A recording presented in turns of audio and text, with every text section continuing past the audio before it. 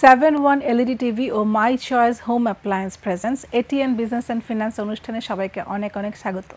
আপনাদের সাথে আছি এবং থাকবো আমি শারমিন মিশু। প্রিয় দর্শক, বিজনেস অ্যান্ড ফিন্যান্স নামকরণেই বুঝতে পারছেন আমাদের এই অনুষ্ঠানে আমরা কী ধরনের আলোচনা করে থাকি।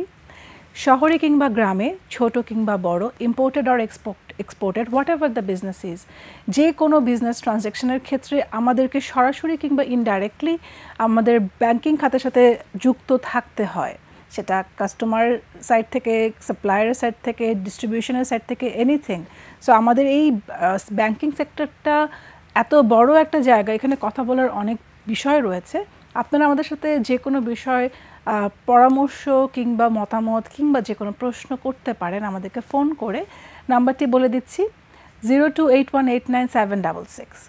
প্রিয় দর্শক, আমাদের আজকের আলোচ্য বিষয় ব্যাংকিং খাত, এবং আমার সাথে এই বিষয়ে কথা বলবার জন্য স্টুডিওতে উপস্থিত রয়েছেন জনাব খন্দকার, ডক্টর খন্দকার ইব্রাহিম খালেক, সাবেক ডেপুটি গভর্নর, বাংলাদেশ ব্যাংক। আমাদের মাঝে আরও রয়েছেন অনলাইনে যুক্ত ব্যারিস্টার AM মাসুম, পুঁজিবাজার ও অর্থনীতি বিশ্লেষক। দুজনকেই অনেক শুভেচ্ছা, স্বাগত জানাচ্ছি আমাদের এই অনুষ্ঠানে। ব্যাংকিং খাত নিয়ে কোনো কিছু বলবার আগেই একটু আসতে চাই আমাদের লোনগুলো নিয়ে।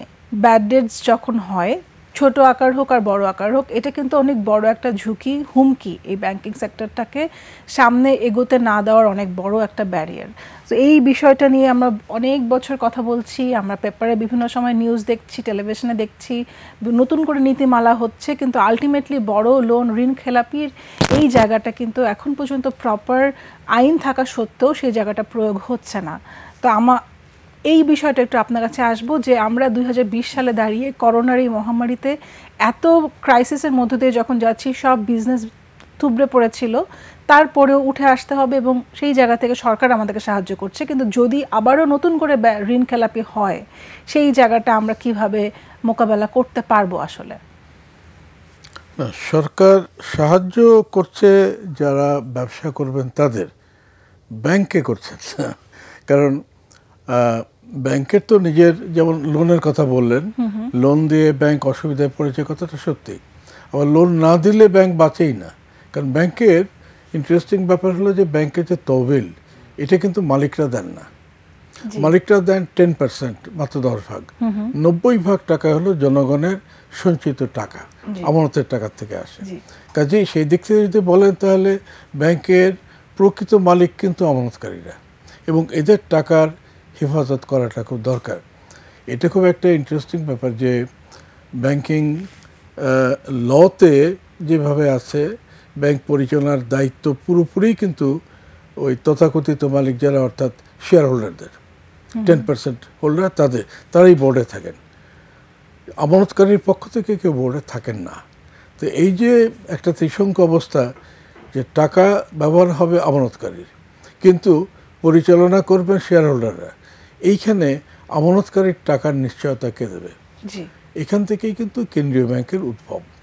আজকে ব্যাংক অফ ইংল্যান্ড অনেক পুরনো, যদিও যে কথা আমরা বলি, তাদের প্রথমত তাদের জন্ম হয়েছিল কয়েকটি কারণের মধ্যে একটি বড় কারণ হলো ব্যাংক এটাকে ঠিক রাখা, পরিচালনা করাটা, যাতে নাকি আমানত নষ্ট না হয়। বাংলাদেশে কেন্দ্রীয় ব্যাংক বাংলাদেশ ব্যাংক, এবং তাদের কিন্তু এটা দায়িত্ব যাতে নাকি জনগণের টাকা পয়সা নষ্ট না হয়। এখন আমরা যে অবস্থা দেখতে পাচ্ছি, তাতে তো কেন্দ্রীয় ব্যাংকেই দায়ী করতে হয়। কারণ এত টাকা নষ্ট হয়ে গেল, কেন্দ্রীয় ব্যাংক কি করলেন? এখন প্রশ্ন উঠতে পারে, কেন্দ্রীয় ব্যাংক কী করতে পারেন? আমি নিজেও কেন্দ্রীয় ব্যাংকে একসময় ছিলাম, অনেক আগে, 20 বছর আগে রিটায়ার করেছি। ওই সময় আজকে যে ইউসিবিএল যেটা দেখছেন, এটা খুব খারাপ চলছিল। ইউসিবিএলের চেয়ারম্যান এবং 2-1 সদস্য, তারা কয়েক হাজার কোটি টাকা সরিয়ে ফেলেছিলেন, আর প্রায় বোর্ডের মধ্যে মারামারি হতো, একটা ফিজিক্যাল মারামারি হতো। তো আমরা যেটা করেছিলাম, ওই সময় ডক্টর ফরাসউদ্দিন গভর্নর ছিলেন, আমি ডেপুটি গভর্নর ছিলাম, আমরা পুরো বোর্ডটাকে ভেঙে দিয়েছিলাম, এবং এটা আইনের অধীনে। আমাদের ব্যাংকিং কোম্পানি অ্যাক্টের সেকশন 46, 47-এ এই বিধানগুলো রয়েছে। আমরা বোর্ড ভেঙে দিতে পারি, আমরা কোনো ডাইরেক্টরকে চেয়ারম্যানকে অপসারণ করতে পারি। এইগুলোই হলো জনগণের টাকা পয়সা রক্ষা করার উপায়। কিন্তু গত কয়েক বছরের মধ্যে, অন্তত 10 বছরের মধ্যে কেন্দ্রীয় ব্যাংকে আমরা দেখছি না অনেক বড় বড় ঘটনা ঘটলেও তারা কোনো একটি ব্যাংকের পর্ষদকে ভেঙে দিয়েছেন বা কাউকে অপসারণ করেছেন। এমনকি যে প্রশ্নটা নিশ্চয়ই আমাদের শ্রোতাদের মনে উদয় হবে, বেসিক ব্যাংকে যে বিশাল ঘটনা ঘটে গেছে সবাই জানেন, শতকরা 80% টাকা চুরি হয়ে গেছে। সেখানেও সরকার নিয়োজিত যে চেয়ারম্যান, তিনি তাকে বাংলাদেশ ব্যাংক অপসারণ করতে পারেনি বা করেনি, এবং তিনি নর্মালভাবে রিটায়ার করে ঘুরে ঘুরে বেড়াচ্ছেন, তাকে কেউ ধরছে না। আরেকটি ব্যাংক ফার্মার্স ব্যাংক, যেটা লোকে জানে সেই জন্য বলছি, আরও অনেকগুলোই আছে। এই ফার্মার্স ব্যাংক তো খুব খারাপ অবস্থা। এর যিনি চেয়ারম্যান ছিলেন ডক্টর মহিউদ্দিন খান আলমগীর এবং আরও অনেকে, কেউ তো তাকে অপসারণ করেনি, কেউ তাকে ধরেনি। অর্থাৎ বাংলাদেশ ব্যাংক যে একটা তদারককারী সংস্থা, তার কোন প্রমাণই তারা রাখতে পারছেন না।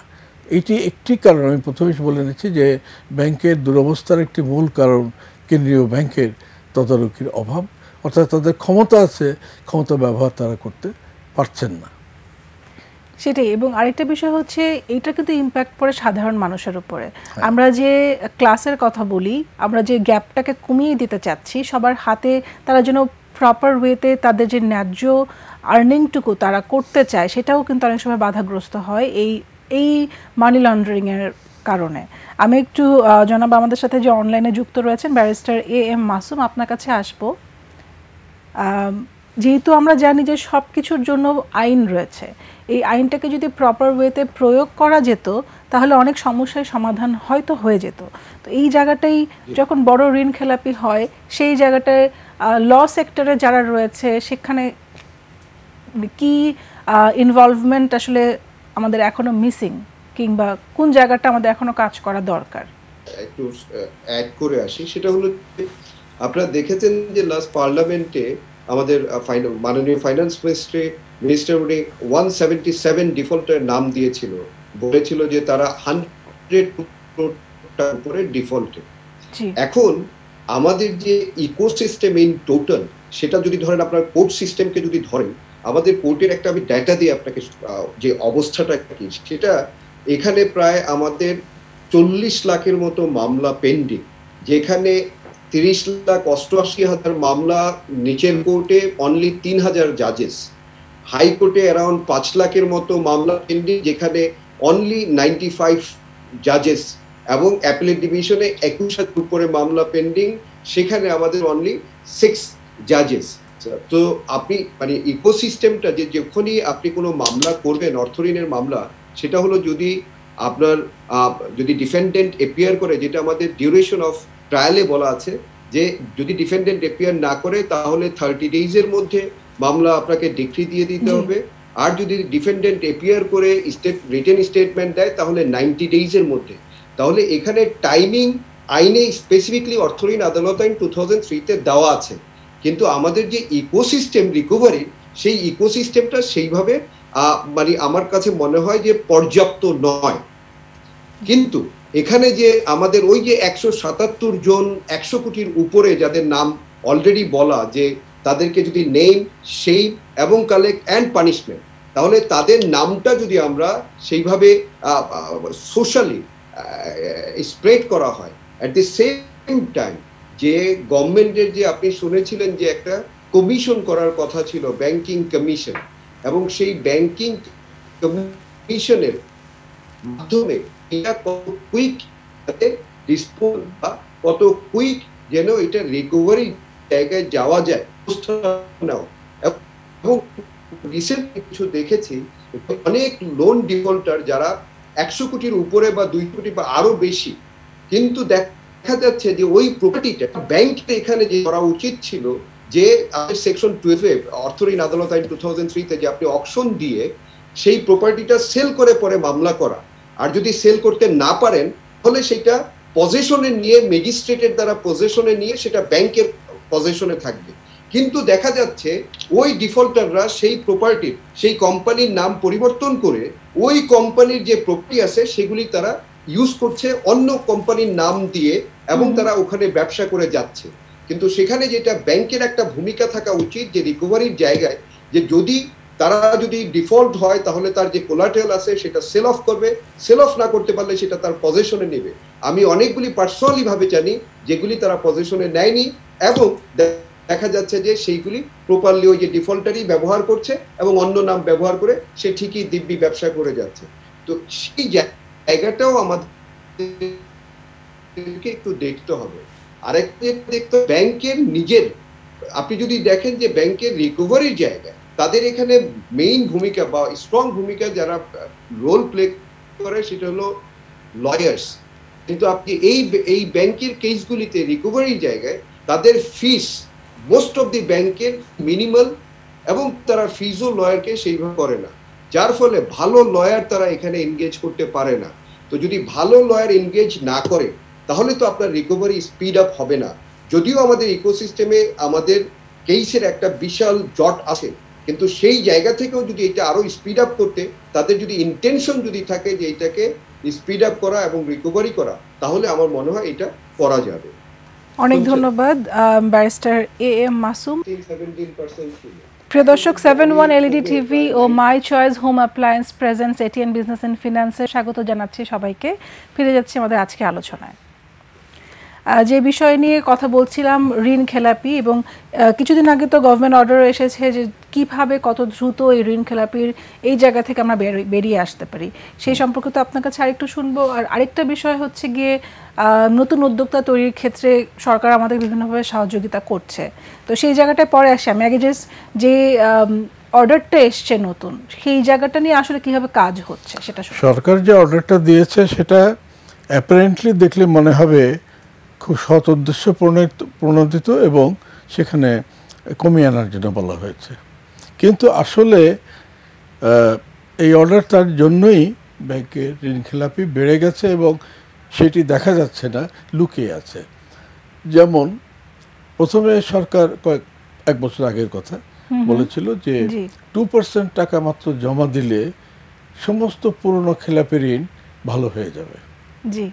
তো এতে হলো কি, খেলাপি ঋণ কমে গেল, কিন্তু ওই টাকাটা তো আসলে খেলাপি রয়েই গেল। আপনি যতই যে 2% টাকা নিয়ে যদি এটাকে ভালো করেও দেন, ভালো তো হবে না, কারণ যে টাকাটা বছরের পর বছর টাকা জমা দেয়নি সেটা তো আর সরকারের অর্ডারে ভালো হয়ে যেতে পারে না। এটাকে আমরা বলি যে কার্পেটের নিচের খেলাপি ঋণ।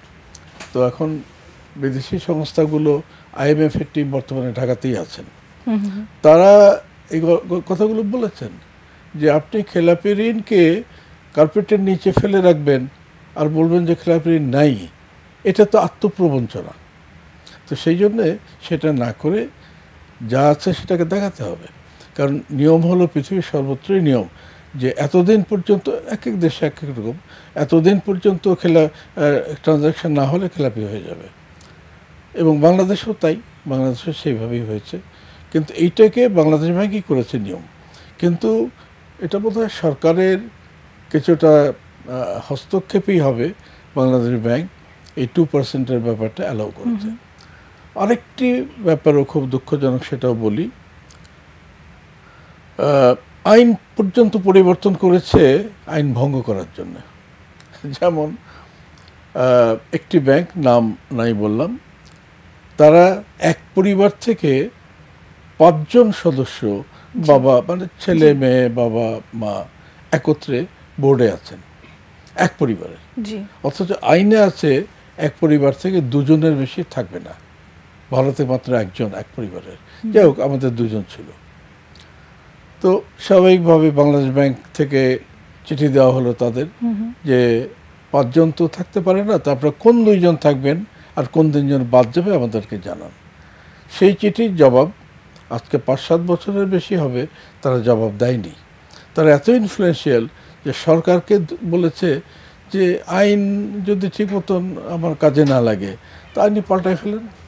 এবং আমরা অবাক হয়েছি, সত্যি ওপেনলি বলবো, আমরা অবাক হয়েছি যে সরকার আইন পরিবর্তন করেছেন আইনকে লঙ্ঘন করার জন্য, এবং নিয়ম হয়েছে যে এক পরিবার থেকে 4 জন থাকা যাবে। এখন ওই পরিবারে 5 জন ছিল, আজকেও 5 জনই আছে, 4 জন করার পরেও তারা আইন ভঙ্গ করে চলছে। আর বাংলাদেশ ব্যাংককে তো এখন কিছু করার নাই, বাংলাদেশ ব্যাংকের তো মুখ বন্ধ করে রাখা হয়েছে, আর সরকারও কিছু বলছেন না। তো যদি নাকি কোনো পরিবার, কয়েকটি বাংলাদেশে এরকম পরিবারের সংখ্যা 4-5টি হবে, তারা আইনের ঊর্ধ্বে, এই অবস্থা যতদিন থাকবে ততদিন পর্যন্ত ব্যাংকের কোনো উন্নতি সম্ভব না। সেটাই আসলে, যদি শেকড়টা মজবুত না হয় বেড়ে কি হবে আর কতটুকুই বাড়া যাবে, সেটা আসলে একটা প্রশ্ন থেকেই যায়। আরেকটা কথা আমি বলছিলাম, উদ্যোক্তা, আমরা তো বিভিন্ন সময় নতুন উদ্যোক্তাদেরকে বিভিন্ন লোন দিয়ে বা ট্রেনিং করিয়ে মাননীয় প্রধানমন্ত্রী তিনি নিজেও শহরে গ্রামে বিভিন্ন জায়গায় খুব ইন্সপায়ার করছেন। তো সেই জায়গাটায় যদি আমরা বলি, আমরা এই মুহূর্তে করোনার সময়ে সাপ্লাই চেইন ব্রেকডাউন হয়েছে, আমরা যেহেতু অনেক প্রোডাক্টের জন্য, অনেক র ম্যাটেরিয়ালসের জন্য এবং অনেক ব্যাক এন্ডেড আইটেমের জন্য চায়নার উপর ডিপেন্ডেন্ট ছিলাম, এই সময় তো সেই জায়গাটা হোঁচট খেয়ে অনেকের উপলব্ধি এসেছে যে তারা যদি বাংলাদেশেই কোনো কিছু করতে পারে, বড় ইন্ডাস্ট্রির ব্যাক এন্ডে অনেক কিছু প্রয়োজন হয়, সেটা যদি আমাদের এখানেই তৈরি করা সম্ভব হয়, তো এই এন্টারপ্রেনারদেরকে আরেকটু গাইড করে বা ব্যাংকগুলো যদি একটু ফাইন্যান্স করে এবং প্রপার চেইনে তারা যেন, আসলে ঋণ খেলাপির তো যাওয়ার প্রশ্ন না, তারা যেন প্রপার ওয়েতে কাজ করে ইনকাম করে সেখান থেকে তাদের রিটার্নটা, ব্যাংক রিটার্নটা করে দিবে, এটা হলে ভালো হতো। তো এই বিষয়টা আপনার কাছে একটু জানবো। তবে ছোট একটা ফোন আছে দর্শকের, একটা ফোন নিয়ে নিচ্ছি। প্রিয় দর্শক, কে আছেন আমাদের সাথে? নাম পরিচয় দিয়ে প্রশ্ন করুন। হ্যাঁ, আমি আহসানুল করিম চৌধুরী, আমি পেশায় একজন আইনজীবী, আমি নারায়ণগঞ্জ থেকে কথা বলছি। আমি ওই অর্থনীতি আদালতে মূলত ব্যাংকের বিরুদ্ধে মামলা করি। আমি আমার প্রশ্ন আমার যে ইব্রাহিম খালেদ সাহেবের কাছে এবং এ এম মাসুম সাহেবের কাছে, দুজনের কাছে আমার প্রশ্নটা, যে সরকার যে অ্যামেন্ডমেন্ট করলো অর্থনীতি আদালত আইন এডিআর করার জন্য, এবং এডিআর এর জন্য অর্থনীতির সাবজেক্টটা is the very proper subject, কিন্তু আনফরচুনেটলি ব্যাংকের নন কোঅপারেশনের জন্য এডিআরটা হচ্ছে না। যদি এডিআরটাকে আমরা যদি প্রপারলি এডিআরটাকে যদি আমরা ইনফোর্স করতে পারতাম, তাহলে হয়তো আপনার এখানে যদি পুরো অ্যাক্টিভ রোল থাকতো ব্যাংকের এবং জাজ সাহেবদেরও, তাহলে হয়তো এডিআর ব্যাংকের রিয়েলাইজেশনটা অনেক হইতো। এটাকে কি কিছুভাবে করা যায়? এটাকে এনফোর্সমেন্ট করার জন্য কি কোনো পরিবর্তন আনা যায়? এটা আমার প্রশ্ন আপনাদের কাছে।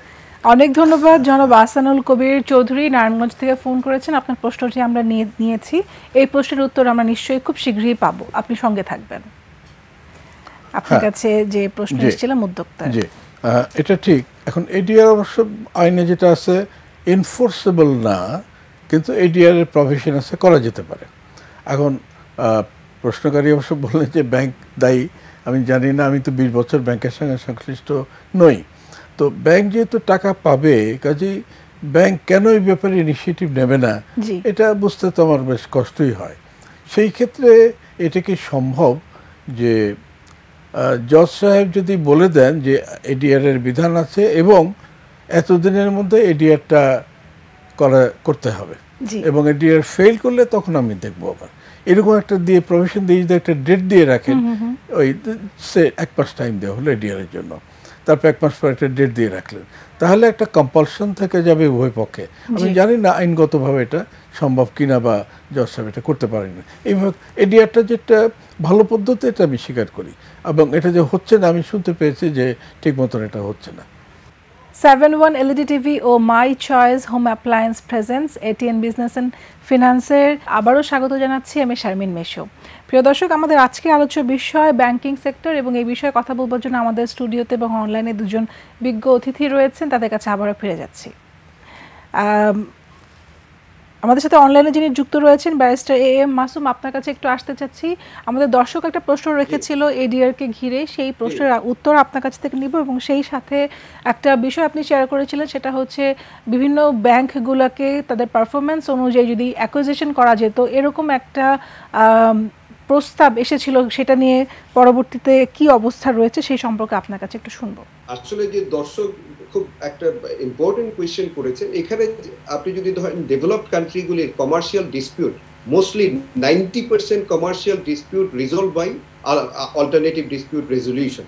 আমাদের দেশে যেটা হলো অর্থঋণ আদালত আইন 2003 সেকশন 22 তে বলা আছে একটা মিডিয়েশনের, যে এটা কোর্ট বাধ্যতামূলকই একটা মিডিয়েশনের দেয়, যেটা 60 ডেজের টাইম লিমিট, যে আপনি মিডিয়েশন করে মানে বড়োয়ার এবং লেন্ডারের সাথে।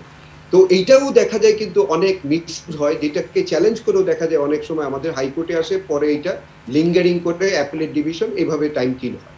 এবং আমাদের যে সেকশন 38 বলা আছে যে আপনি জারি যখন এক্সিকিউশন মামলা চলবে তখনও কিন্তু আপনি মিডিয়েশন করতে চাইলে করতে পারবে। এবং সেকশন 20 তো বলা আছে যে কোনো সময় পার্টিরা যদি চায় তাহলেও তারা এই মিডিয়েশন করতে পারবে। বাট আমাদের কোনো স্পেসিফিকলি আরবিট্রেশনের কোনো কথা বলা নাই। যেমন অন্যান্য দেশে আপনি যেমন আমাদের যে আরবিট্রেশন অ্যাক্ট 2001, এটা আমাদের যে মডেল ল 1985 যেটা আনসেন্ট্রাল মডেল ল, যেটার সাথে কমপ্লাই হওয়ার কথা কিন্তু সেইভাবে আপডেট হয় নাই, যার ফলে সেই আরবিট্রেশন ক্লজ বা আরবিট্রেশন এটা আইদার ইনস্টিটিউশনাল আরবিট্রেশন করে দিতে পারে অথবা অ্যাডহক আরবিট্রেশন করে দিতে পারে, তাহলে কিন্তু অনেকটা স্পিড আপ হবে যেটা আউটসাইড কোর্ট সেটেলমেন্টে। আরেকটা কোয়েশ্চেন আপনি যেটা করেছেন যে মার্জারের ব্যাপারে, ইয়েস আপনি দেখেছেন যে 2007-এও একটা মার্জার অ্যান্ড অ্যাকুইজিশনের কিন্তু একটা নীতিমালা বাংলাদেশ ব্যাংক থেকে করা হয়েছিল, বাট সেখানে কোনো বাধ্যবাধকতা ছিল না। এখনো কিছুদিন বোধহয় এই বছরের বিগিনিং এ আমরা শুনেছিলাম যে একটা কমিটি করা হয়েছে যেখানে আপনার এই মার্জার যেটা যে ব্যাংকগুলি দুর্বল এবং যে ব্যাংকগুলির এনপিএল এর পরিমাণ অনেক বেশি এবং যাদের অ্যাডমিনিস্ট্রেশন প্রপারলি কাজ করে না, বা এদেরকে একটা ভালো ব্যাংকের সাথে মার্জার করার, কিন্তু সেই মার্জারের জন্য আমাদের কোনো বাংলাদেশে কোনো গাইডলাইন নেই। আমরা শুধু ব্যাংক কোম্পানিজ অ্যাক্ট 1991 এর সেকশন 49 দ্বারা বাংলাদেশ ব্যাংক এটা করতে পারে। আরেকটা হলো আমাদের কোম্পানি অ্যাক্ট 1994 এর সেকশন 228 এবং 229 এর মাধ্যমে আমরা এই মার্জারগুলি করি। বাট আমাদের স্পেসিফিক মার্জারের আমাদের আপনার গাইডলাইন দরকার, যে গাইডলাইনটা এখন পর্যন্ত করা হয়নি। অনেক ধন্যবাদ আপনাকে বিস্তারিত বলবার জন্য।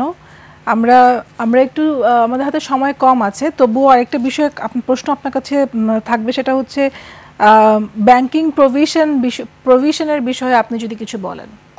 আমরা কিছুদিন আগেই দেখেছি প্রায় অ্যারাউন্ড 11 ব্যাংকস যারা প্রভিশন করতে পারছে না। আরেকটা ব্যাপার হলো যে এখন যেহেতু ক্লাসিফাই করা হচ্ছে না, আপনি এইটা তো সারা জীবন এইভাবে চলবে না যে আপনি যদি ইন্টারেস্ট পে অফ না করেন আপনাকে ডিফল্টার হিসেবে ক্লাসিফাই করা হবে না। একটা সময় যে এটা এন্ড হবে, তখন ব্যাংকের আসল এনপিএল বা রাইট অফ বা ব্যাংকের যদি আপনি আরওই বা আরওএ দেখেন, রিটার্ন অন ইকুইটি এবং রিটার্ন অন অ্যাসেট, তখন আপনার বোঝা যাবে যে এটার আসল অবস্থাটা কি। যেমন আমরা কিছুদিন আগেও দেখেছি প্রায় 21 ব্যাংকস যাদের 9% থেকে 99% পর্যন্ত এনপিএল, তাহলে আপনি বুঝতেই পারতেছেন যে এই অবস্থাটা। তো আমার কাছে মনে হয় ব্যাংকগুলিকে এখন প্রভিশন করতে হবে বেশি করে, এক। দ্বিতীয় হলো যে তাদের যে আপনি দেখবেন যে আমাদের সিকিউরিটি এক্সচেঞ্জ কমিশনের আমাদের যে ডিএসি লিস্টিং রেগুলেশন 2015, এখানে কিছু দেওয়ার ব্যাপারে রুলস রেগুলেশন আছে। এবং রিসেন্টলি 2019 অর্থ আইন, সেখানে আপনার 16F and 16G সেখানে বাধ্যবাধকতা করে দিয়েছে যে ক্যাশ ডিভিডেন্ড দেওয়ার জন্য। তো আমার কাছে মনে হয় যে এই ব্যাংকগুলির যে স্টেজ, তাদের যে রিজার্ভ এবং যে তাদের যে হেলথের যে অবস্থা, সেই স্টেজে তাদের লিকুইডিটি বাড়ানো দরকার। সেই স্টেজে ব্যাংক থেকে আপনি ডিসচার্জ বা ফান্ড যদি রিলিজ হয় ডিভিডেন্ড আকারে, বা সেখানে আরো ব্যাংকের হেলথ খারাপ হবে, সেই জায়গাটাকে একটু নজর দিতে হবে। জি, আপনাকে অনেক ধন্যবাদ আমাদের সাথে থাকবার জন্য। আমরা একেবারে শেষের দিকে আপনি যদি কোনো কিছু আমাদেরকে সাজেশন দেন, কারণ এই করোনার সময় আসলে সামনে এগোনোটা খুব ডিফিকাল্ট, তারপর ব্যাংকিং সাপোর্টগুলো যদি কাস্টমাররা পায় কিংবা যারা নন ব্যাংকিং চ্যানেলেও রয়েছে, দেশ ভালো থাকলে প্রতিটা মানুষ ভালো থাকতে পারবে। জি, যে প্রশ্নটা আপনি নিজেই বলেছিলেন, এখন ব্যাংকের হাতে টাকা আছে কিন্তু স্মল এন্টারপ্রেনিয়র যারা, তাদেরকে খুব বেশি টাকা দেওয়া হচ্ছে না, কারণ গভর্নমেন্ট যে টাকাটা দিয়েছে সেটা মোস্টলি বড়দের জন্যই, ছোটদের জন্য কিছু অ্যালোকেশন ছিল যা আমি যতদূর জানি দেওয়াই হয়নি, আমরা স্টিমুলাস প্যাকেজ বা প্যাকেজ থেকে হয়নি। তো এখন ব্যাংক নিজের থেকে করতে পারে, উদ্যোক্তাদেরকে গড়ে তোলার জন্য স্মল অ্যামাউন্ট দিয়ে যদি তাদেরকে ব্যবসা করতে এবং কনস্ট্যান্ট মনিটরিং এর বিষয়টা যদি থাকে, তারা একটা লিঙ্কেজ যদি করে বড় ইন্ডাস্ট্রির সঙ্গে, যে বড় ইন্ডাস্ট্রির কিছু কিছু ছোটখাটো কাজগুলো করে দেবে, সেই ক্ষেত্রে বড় ইন্ডাস্ট্রি উপকৃত হবে, ছোটটাও হবে। আপনাকে অনেক ধন্যবাদ জনাব ডক্টর খন্দকার ইব্রাহিম খালেদ আমাদের সাথে ছিলেন এবং ব্যারিস্টার AM মাসুম আপনি আমাদের সাথে অনলাইনে যুক্ত ছিলেন এবং আপনাদের কাছ থেকে যে বিষয়গুলো আমরা শুনেছি আমি আশা করি আমাদের দর্শক যারা সঙ্গে ছিলেন তারা তাদের কথাগুলোই আসলে আপনাদের কাছ থেকে আমরা জানতে পেরেছি এবং একটা দিক কোন দিকে আগাবে দেশ কোন দিকে যাচ্ছে এটা তো আসলে সময়ের ব্যাপার আপনাদের কাছ থেকে শুনে ভালো লাগলো এবং আগামীতে আপনাদেরকে আবারও পাবো আমাদের সাথে এই প্রত্যাশা আজকের মতো বিদায় নিচ্ছি দুজনের কাছ থেকেই ধন্যবাদ আপনার প্রিয় দর্শক 7-1 LED TV ও my choice home appliance presents ATN business and finance অনুষ্ঠানের আজকের এই পর্ব থেকে আমি শারমিন মিশু বিদায় নিচ্ছি দেখা হবে আগামী পর্বে সে পর্যন্ত খুব ভালো থাকুন সুন্দর থাকুন আল্লাহ হাফেজ